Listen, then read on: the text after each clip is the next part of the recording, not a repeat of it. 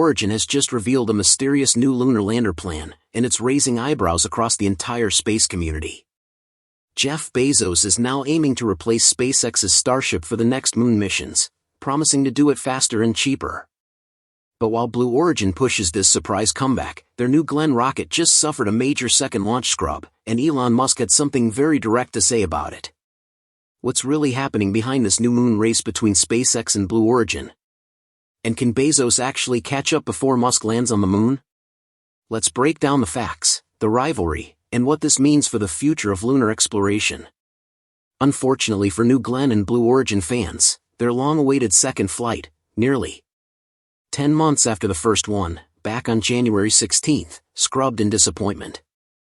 On November 9, 2025, tens of thousands of viewers tuned into Blue Origin's live webcast on X, starting from 11:30 a.m., eagerly waiting to witness a historic moment, New Glenn's very first commercial configuration launch. The rocket was set to carry NASA's Escapade mission, two twin spacecraft built by Rocket Lab, weighing over 1 ton in total, into a phasing orbit around the L2 Lagrange point. The pair would wait until the next Mars transfer window next year, before beginning their own journey to the Red Planet. Blue Origin's determination to claim victory in the modern space race has never been clearer. Despite recent setbacks, including the delay of its second mission due to unfavorable weather, the company remains unwavering in its pursuit of progress. While the exact return date for this postponed flight is still unknown, the delay only adds to the mounting challenges ahead. Yet, today our focus turns to something far more ambitious. Now that doesn't sound like a big deal, after all SpaceX's Falcon 9 and Falcon Heavy have done similar missions countless times. But for Blue Origin to attempt such a high-stakes NASA mission on just its second flight ever, that's quite a bold move, and perhaps that's why they were being extra cautious. Blue Origin's growing role in humanity's return to the moon.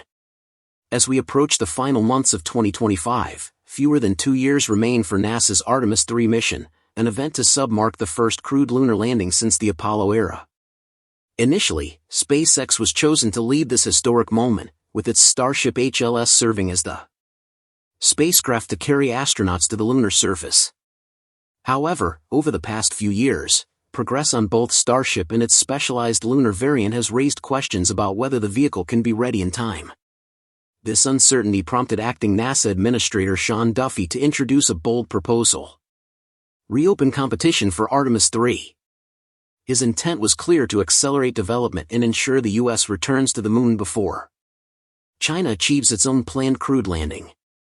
With this move, Blue Origin has swiftly emerged as SpaceX's most favorable rival in the race for lunar dominance. SpaceX has dealt with that plenty of times before. It's really nothing out of the ordinary. So Elon Musk didn't bother mocking Blue Origin for that. Instead, as always, he went after something far funnier: New Glenn's appearance and how it's erected on the pad. Under Jeff Bezos' post, Musk simply commented, "Morning glory, classic Musk humor." And what made it even funnier was the context: New Glenn has to be lifted upright using a transporter erector, while Starship on the other hand always stands tall, already vertical, already massive. However, Blue Origin's path is not without complications. The company's first prototype, known as the Blue Moon Mark I, is primarily designed for cargo missions rather than carrying astronauts. Scheduled for launch around next year, the Mark I will test the systems needed to deliver supplies and equipment to the lunar surface, supporting both exploration and future construction. To handle crewed missions, Blue Origin has also been developing a larger and more advanced version, the Blue Moon Mark II. This upgraded lander will include a pressurized cabin, enhanced life support systems, and a more powerful propulsion design. Yet like SpaceX's Starship, the Mark II has shown little visible progress, raising doubts about whether it can be completed in time for a crewed mission by 2027. Determined not to fall behind, Blue Origin has now revealed a new plan, one that could change the game. The company is reportedly developing a modified version of the Mark I known as the BM Mark I, which will serve as an intermediate step between the cargo-only variant in the future crewed model. This new version will feature key upgrades in both size and functionality. The Mark IV is expected to be slightly larger than its predecessor, but smaller than the Mark II, striking a balance between capability and readiness. The most significant improvements will focus on the lander's interior. The cabin will be redesigned to include crew seating, workstations, control panels, and a fully functional life support system. The airlock will also be reinforced to provide better protection and efficiency for spacewalk operations, which structural and system enhancements will make the vehicle safer and easier to operate. By upgrading an existing platform instead of creating an entirely new design, Blue Origin can drastically reduce development time. Reducing hardware already in production means the team can focus on incremental improvements rather than starting from scratch. Moreover, once the Mark I conducts its maiden flight, data from that mission will directly inform and refine the Mark I.5's design, providing a real-world testing advantage that could significantly speed up validation and certification. In terms of engineering, the Mark I.5 will retain the traditional architecture of a lunar lander, complete with landing legs, horizontal structure, and dedicated thrusters for descent and ascent. While this approach lacks the vast scalability of SpaceX's towering Starship, it offers advantages in safety and stability, particularly when operating on uneven lunar terrain. Many experts consider this a safer option compared to the taller, more complex Starship HLS, which carries inherent risks due to its size and balance on the lunar surface. These factors could make Blue Origin's proposal very appealing to NASA. Some reports suggest that the company has already submitted an initial version of its Mark I.5 proposal, with a comprehensive plan expected to follow soon. If the agency chooses to reintroduce competition selection for Artemis III, Blue Origin's entry may become a serious contender against SpaceX's Starship HLS. The next phase of the Artemis program may therefore come down to one defining question: global innovation or reliability win the race back to the moon? Blue Origin has shown its intent and SpaceX remains unyielding. The stage is set for one of the most intensive rivalries in modern aerospace history. Meanwhile, SpaceX is showing no signs of backing down. Almost immediately after NASA hinted at renewed competition, SpaceX responded with a major update on the Starship HLS, signaling confidence and momentum. According to the company's latest announcement, it has already completed 49 key milestones in the Starship HLS program. Looking ahead, SpaceX's next major tasks involve launching the first HLS prototype and finalizing its orbital refueling infrastructure, both critical for lunar readiness. These updates reveal that SpaceX remains firmly on track despite facing technical challenges. The company continues to demonstrate resilience and progress. For comparison, New Glenn stands 98 meters tall, 7 meters wide, and can lift 45 tons to LEO, or around 14 tons to GTO, a true heavy-lift rocket by any standard. But next to Starship, it's still no match. The upcoming Starship version 3 will tower over 124 meters, 9 meters in diameter, and deliver 180 to 200 tons to LEO, nearly 4 times New Glenn's payload. Its total liftoff thrust 8 to 200 tons, about 4.6 times greater than New Glenn's 1,780 tons. In other words, one Starship version 3 equals about 4 New Glenns combined and stands a full head taller. But that's still not the end. Elon has already confirmed Starship version 4 expected around 2027 to 2028, with stretch tanks on both stages, a stacked height of 142 meters, and roughly 30% more propellant, boosting LEO payload up to 300 tons per launch. At that point, one Starship version 4 will equal 6 or 7 New Glenns in raw power. When it comes to size, height, and sheer muscle, Starship simply plays in another league. Whether the same can be said for Elon and Jeff, though, well, that's another story. This, of course, isn't the first time Elon has poked fun at Jeff Bezos like that.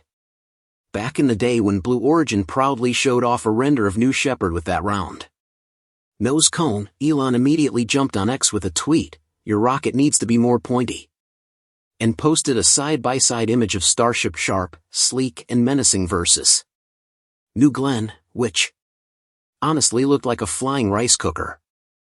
That tweet was later deleted, but it perfectly captured Musk's sense of humor and his obsession with Starship's appearance. the never-ending rivalry between two space companies born around the same time.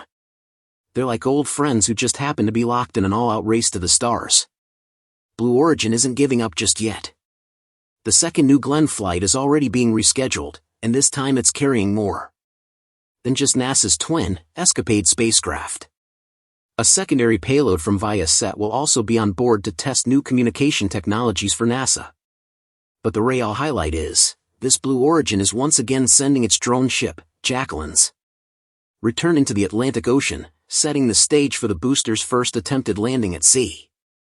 If everything goes well, NASA could soon gain a second independent heavy lift option, easing the current reliance on SpaceX's Falcon Heavy, which for now, is the only vehicle capable of sending the Gateway modules to high lunar orbit. Successful landing data from this mission will be critical. It could speed up Blue Origin's certification process for the HLS lunar program, as all their future moon logistics will depend heavily on New Glenn's reusability. If things go smoothly, it might even move up the timeline for lunar cargo flights, possibly before 2028. The broader space community also stands to benefit. A proven sea landing system from Blue Origin would likely encourage smaller startups to experiment with similar recovery technologies, making the launch market more competitive and diverse. For Blue Origin, a successful flight would be a turning point, transforming its image from a follower into a real challenger to SpaceX. That could attract new defense contracts and balance out government preference, which has long leaned towards SpaceX. For SpaceX, on the other hand, this kind of competition isn't a bad thing. It would add pressure, but in a healthy way. Musk would have every reason to accelerate Starship Block 3, while fine-tuning Falcon 9 pricing to retain legacy customers. After all, no one can deny the unmatched reliability proven by hundreds of successful landings. But if the booster ends up crashing into the ocean, things will look very different. NASA would likely extend the evaluation phase, and SpaceX would enjoy a short-term advantage, keeping their total dominance in the heavy lift market for another 2 to 3 years. Customers would return to Falcon Heavy, reinforcing SpaceX's position as the true king of reusability.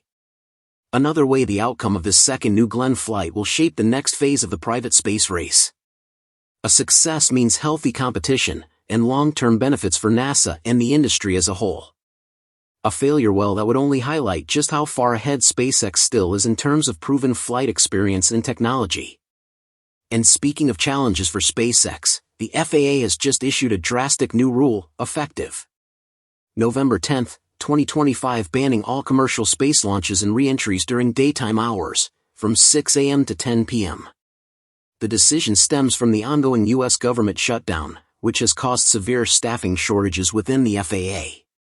Any air traffic controllers are either furloughed or working without pay, leading to mounting fatigue and delays. The agency warned that the system is nearing its breaking point, risk is increasing. Additional mitigation is necessary. To reduce pressure, the FAA chose to sacrifice space flights' daytime flexibility in favor of aviation safety. For SpaceX, the impact is immediate and painful. SpaceX already coordinates flawlessly with air traffic control, they argue. Instead of restricting launches, the FAA should be moving toward automated airspace systems, dedicated launch corridors, and streamlined licensing. America's leadership in space hangs in the balance. One rule born out of crisis now threatens to silence the daylight thunder of Falcon 9 and Starships. The battle for the moon is heating up, faster than anyone expected. As Blue Origin rushes to prove itself and SpaceX readies Starship for lunar missions, the outcome could redefine who leads humanity beyond Earth. One thing's for sure, the race is far from over. And that's about it for today's episode. Thank you so much for tuning in, and that's all for today's update. If you enjoyed watching and found it useful, please make sure to subscribe to my channel and hit the like button. And if you want to support our channel and if you want to be up to date, you can become an exclusive member, so click on our perks through the link in the description below. Thanks to watching and see you next time.